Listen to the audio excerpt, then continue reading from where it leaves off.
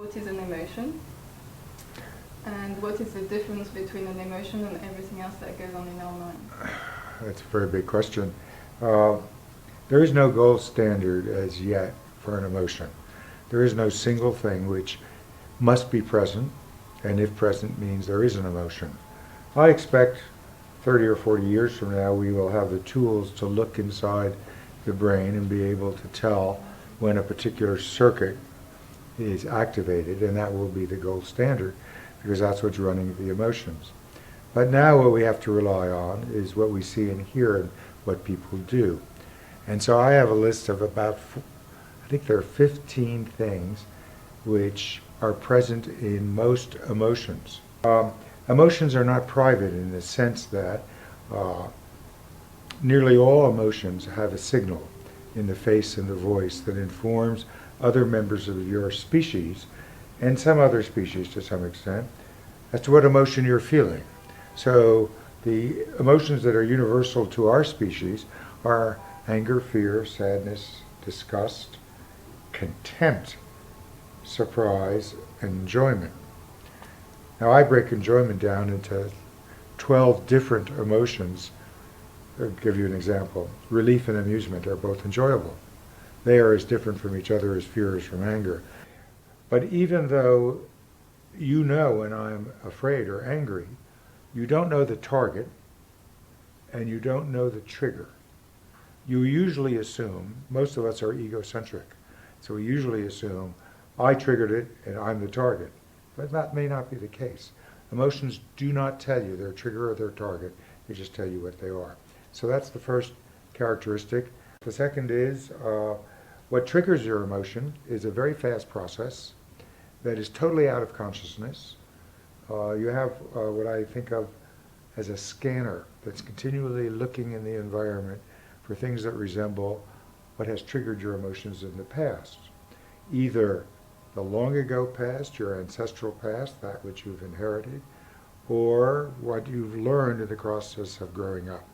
What you learn in the process of growing up becomes as automatic as what you inherit innately. So this automatic process occurs in less than a 25th of a second. Think of a near-miss car accident. If you thought about what to do, you'd be dead. But what you do is extremely complex. You see the angle, you compute the speed of it, you calculate how much you need to turn the wheel, hit the brake, hit the gas pedal or not, and you do that all with no thought, no conscious thought. Extremely complex appraisals that are triggering. After it's over, if you survive, you then realize, boy, was I afraid. But if you had to think, if consciousness was part of the emotion system, then you wouldn't have been able to deal with saber-toothed tigers, you wouldn't be able to drive on freeways, you wouldn't be able to deal with sudden threat. So it's a blessing but a curse. The curse is that you often become emotional and you don't know why, and you don't know what it's about. And it's about things that you may have mislearned or learned incorrectly. Or maybe you had parents who didn't care about you, and so you've got a whole bunch of triggers that aren't being of much use to you, and you can't. The goal to improve emotional life is to bring consciousness, awareness into your emotions, so you realize when your emotions are being triggered, and you can choose whether to engage and how to engage. That's a very difficult thing to do, because nature didn't want you to do it.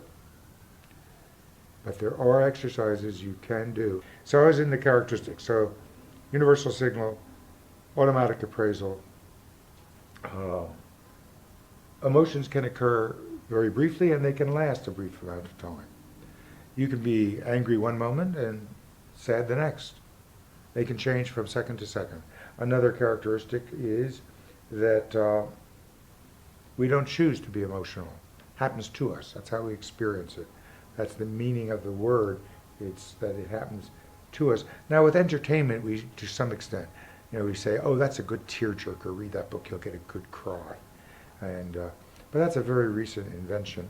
And most of the time, we don't. There are many paths for triggering an emotion. Memory is one. Imagination is another.